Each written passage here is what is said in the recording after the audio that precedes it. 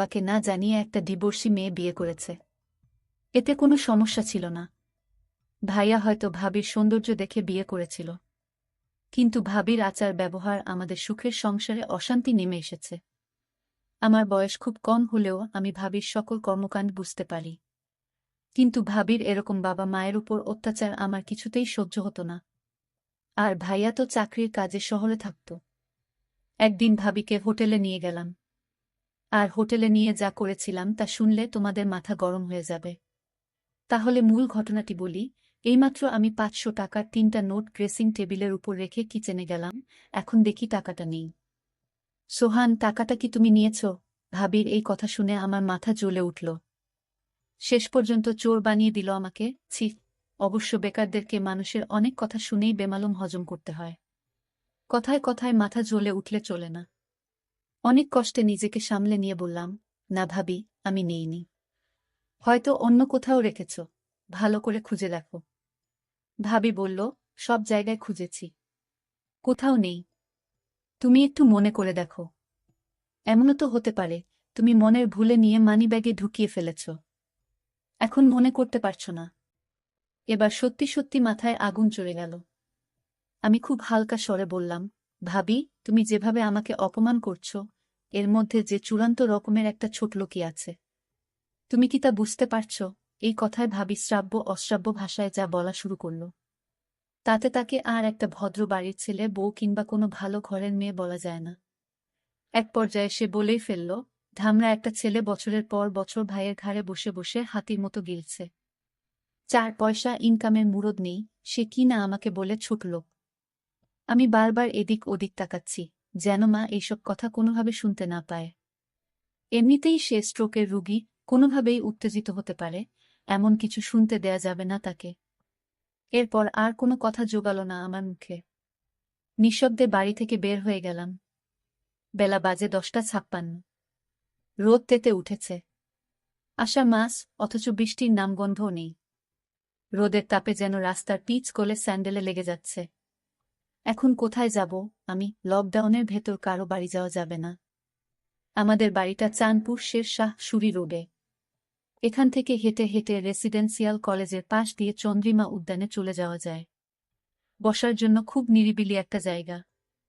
আমার একটা নিরিবিলি জায়গায় এখন সবচেয়ে বেশি দরকার। খুব কঠিন একটা সিদ্ধান্ত আমাকে নিতে হবে, এবং সেটা আজই, এখনই। একটা ভবনের পেছন দিকে লেকের পাড়ে নিরিবিলি একটা জায়গা দেখে বসে পড়লাম। সংসারের হিসাবটা কিছুতেই আর মিলছে না। অল্প কিছু দিনের ভেতর সবকিছু কেমন এলোমেলো হয়ে গেল। অথচ আমাদের সংসারটা ছিল ছবির মতো সুন্দর, গোছানো, পরিপাটি। সেই ছবির রং ঝাপসা হতে শুরু করল একসময়। বাবা মারা গেল প্রায় 5 মাস হতে চলল। এরপর থেকে সেই ছবির শুধু ফ্রেমটাই রয়ে গেল, বাদবাকি সব হারিয়ে গেল কোথায় যেন। এই তো সেদিনের কথা, আমরা 2 ভাই আর বাবা মা মিলে একসাথে ক্যারাম খেলেছি। বাবা একটু সময় বের করতে পারলেই ফুরুত করে ঘুরতে গিয়েছে আমাদেরকে। বাড়িটা সারাক্ষণ হাসি আর আড্ডায় গমগম করত। আর আজকের অবস্থা দেখলে নিজেই অবাক হই। মনে হয় আদৌ এইটা আমাদের বাড়ি। ভাইয়া পড়ালেখা শেষ করার পর 19 সালের জুলাই মাসে একটা মাল্টি ন্যাশনাল কোম্পানিতে উচ্চ পদে চাকরি নিল। ভালো বেতন, মতিঝিলে অফিস। এর মাস খানিকের মাথায় কাউকে কিছু না জানিয়ে হুট করে এক সন্ধ্যায় ভাবিকে নিয়ে উপস্থিত। তারা নাকি গোপনে কাজী অফিসে গিয়ে বিয়ে করেছে। ভাবির বাড়ি কুমিল্লার বরুড়ায়। ফেসবুকে পরিচয়, সেখান থেকে প্রেম আর তারপর বিয়ে। ভাবির এর আগেও একটা বিয়ে ছিল, সে পর আমার ভাইয়ার সাথে তার পরিচয়। আমরা সবাই খুব আপসেট হলাম এই ঘটনায়। ভাইয়ার মতো একটা চমৎকার গোছালো এবং দায়িত্বশীল ছেলে কাউকে কিছু না জানিয়ে এভাবে বিয়ে করে ফেলবে, এটা মানাই যায় না। আর তাছাড়া আমাদের বাড়িতে যদি অমতো করার মতো কেউ থাকত, তাহলে ভিন্ন কথা ছিল। আমরা 2 ভাই মোটামুটি বড় হলে বাবা মা আমাদেরকে খুব পরিষ্কারভাবে বুঝিয়ে বলেছে যে জীবনে চলার পথে কাউকে ভালো লাগতেই পারে। এটা খুবই স্বাভাবিক। এমন কিছু হলে অবশ্যই যেন সবার আগে বাড়িতে শেয়ার করি। আজ পর্যন্ত আমাদের 2 ভাইয়ের কোনো যৌক্তিক কাজে বাবা মা বাধা দেয়নি, বরং সব সময় উৎসাহ দিয়ে এসেছে। সেখানে ভাইয়ার কাছ থেকে এটা কেউই আশা করেনি। এই ব্যাপারটা নিয়ে বাবাই সবচেয়ে বেশি আপসেট হয়ে পড়ল। মা তাকে বুঝাতে চেষ্টা করল যে রাব্বি যদি মেয়েটাকে নিয়ে সুখী হতে পারে তাহলে আমাদের আর আপত্তি করে লাভ কি, যা হওয়ার তা তো হয়েই গেছে। আর তাছাড়া দুইজনের সম্মতিতেই বিয়েটা হয়েছে, দুজনই ম্যাচিউর্ড, সুতরাং এখন স্বাভাবিকভাবে ব্যাপারটা মেনে নেওয়াই সব দিক দিয়ে ভালো।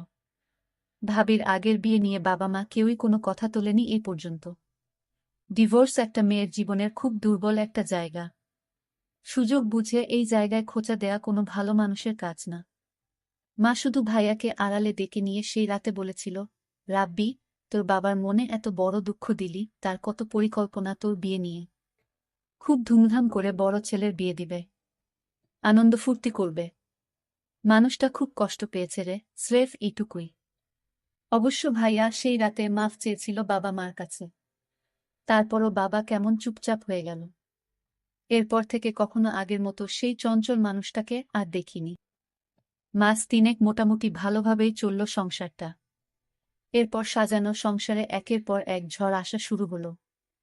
সেই ঝড়ে আমাদের স্বর্গের সেই বাড়িটা তছনছ হয়ে গেল।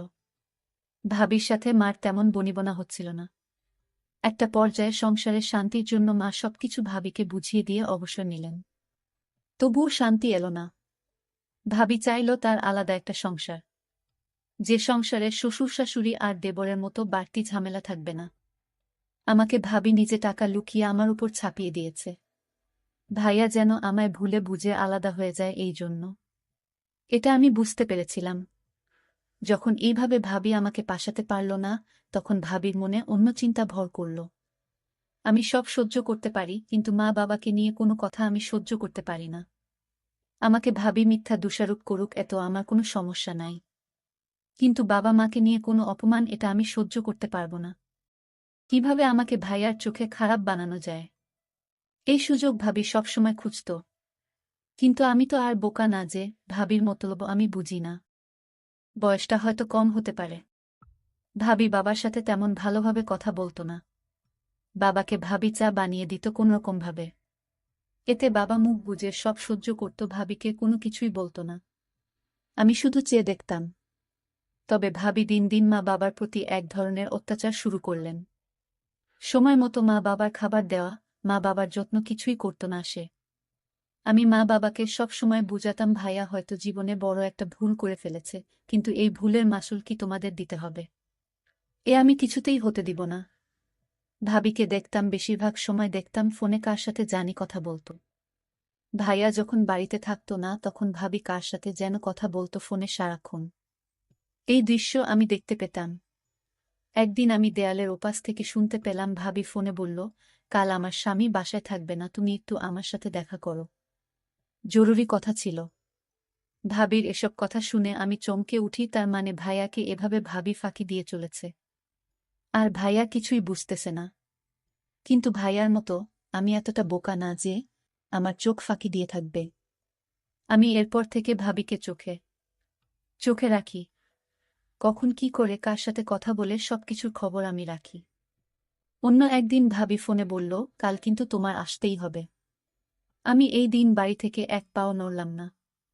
আমি আজ দেখব ভাবির ঘরে কে আসে। আমি অপেক্ষায় রইলাম লোকটিকে দেখার জন্য। রাত যখন 10টা বাজে, তখন দেখতে পেলাম ভাবির রুমে একটি ছেলেকে ঢুকতে। ছেলেটি ভাবিকে বলছে, তুমি কেন এখানে পড়ে আছো? ভাবি তখন বলল, আরে কিছুদিন আছি এখানে, আমার স্বামীর কাছ থেকে সিগনেচারটা নিতে পারলেই সকল সম্পত্তি আমাদের হয়ে যাবে। আমরা এই বাড়িটি বিক্রি করে অন্য কোথাও একটা বাড়ি রাখব, আর আমরা সুখে জীবন যাপন করব। ছেলেটি বলল, কখন করবে? আর কিছুদিন ধৈর্য ধরো প্লিজ, আমি একটা সুযোগ খুঁজতেছি। তারপর তারা দুজন দেখলাম ঘনিষ্ঠ হতে লাগল। আমি জানালার পাকা দিয়ে তা ভিডিও করে ফেলি। এখন কোথায় যাবে ভাবি, তুমি তো আমার হাতে ধরা। তোমার সমস্ত প্ল্যান আমি মোবাইল দিয়ে রেকর্ড করেছি ভাবি।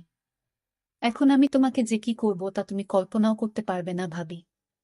সামনে তোমার খারাপ সময় আসছে ভাবি। তোমার এরকম প্ল্যান আমার আর বুঝতে বাকি নাই। আমি তোমাকে এমন করে ছাড়ব, তুমি তা সারা জীবনও ভুলতে পারবে না। তারপর দিন ভাইয়া বাড়িতে আসলো। ভাইয়া ভাবির জন্য নতুন শাড়ি নিয়ে এসেছে। ভাবি তখন খুশি হয়ে বলল, তুমি হাতমুখ ধুয়ে আসো, আমি তোমার জন্য খাবার রেডি করছি। তারপর ভাইয়া খেতে বসল। ভাবি তখন ভাইয়াকে জিজ্ঞেস করল, আচ্ছা আমরা যে বিয়ে করেছিলাম তার জন্য কাজী বলেছে একটা তোমার সই এর বাকি ছিল, আর সেই সইটা তোমার করতে হবে।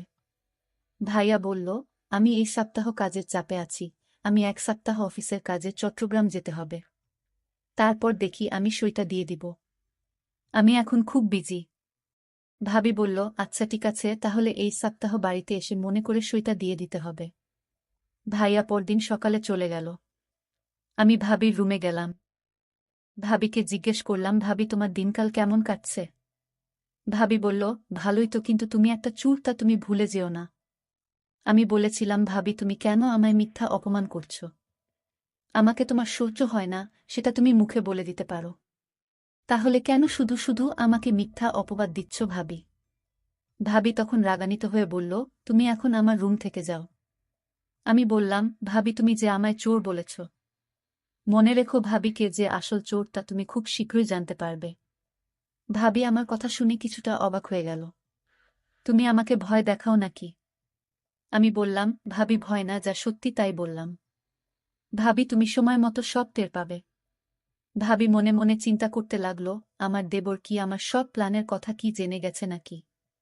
না, সে জানবে কি করে? আমার তো প্ল্যানটা একমাত্র ও ছাড়া একটা পাখি পর্যন্ত জানে না। তাহলে সে জানবে কি করে? পরের দিন ভাবিকে দেখলাম মোবাইল ফোন দিয়ে ওই ছেলেটির সাথে চ্যাট করছে।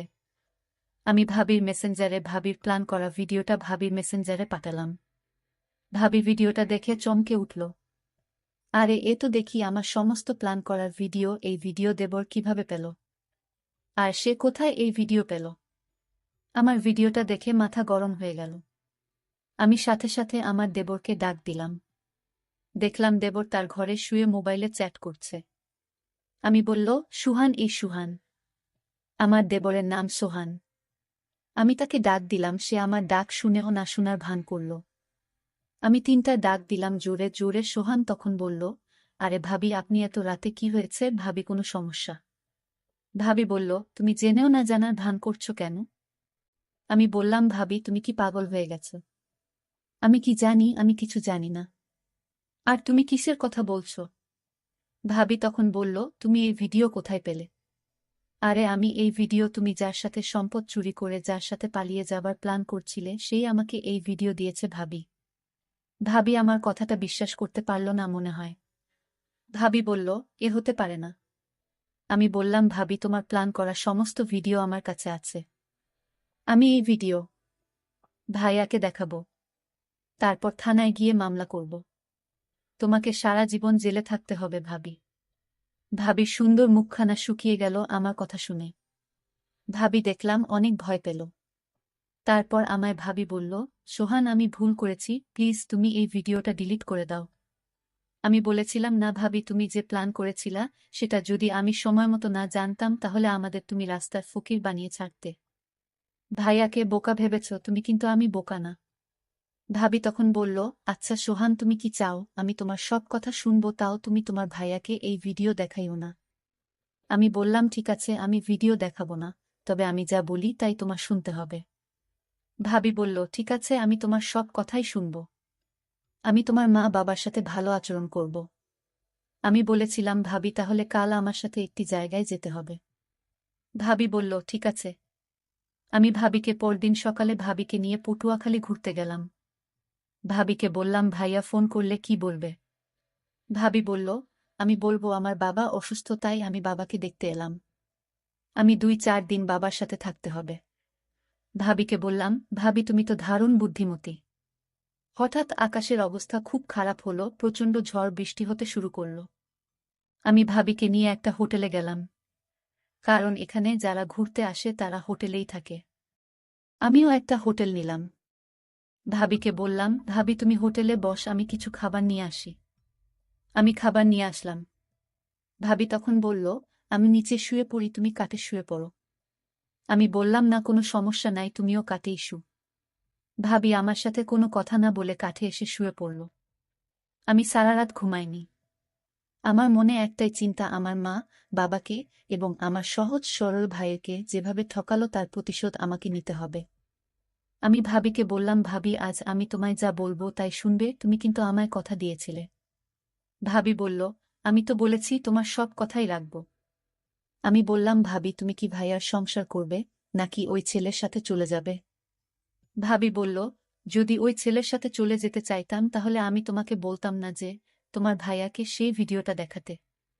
আমি যা করেছি সব ভুল করেছি। আমি তোমার সাথে তোমার বাবা মায়ের সাথে অন্যায় করেছি। এটার জন্য তুমি আমায় যে শাস্তি দিবে সেই শাস্তি আমি মেনে নিব। শুধু তোমার কাছে একটাই অনুরোধ, তোমাদের পরিবারে আমাকে থাকতে দাও। আমি ভাবিকে বললাম, ভাবি আমি আজ তোমাকে হোটেলে নিয়ে কেন আসলাম জানো? শুধু তোমার মনটা পরীক্ষা করার জন্য। আমি যা বুঝলাম তুমি সংসারটা বাঁচানোর জন্য সব করতে পারো, এটা আমি পরিষ্কার বুঝেছি ভাবি। আর তুমি কি করে ভাবলে আমি তোমার উপর এসব করার জন্য জুলুম করব? শোনো ভাবি, আমি তোমাকে এখানে আনার একটাই উদ্দেশ্য, যেন তুমি ভালো হয়ে যাও।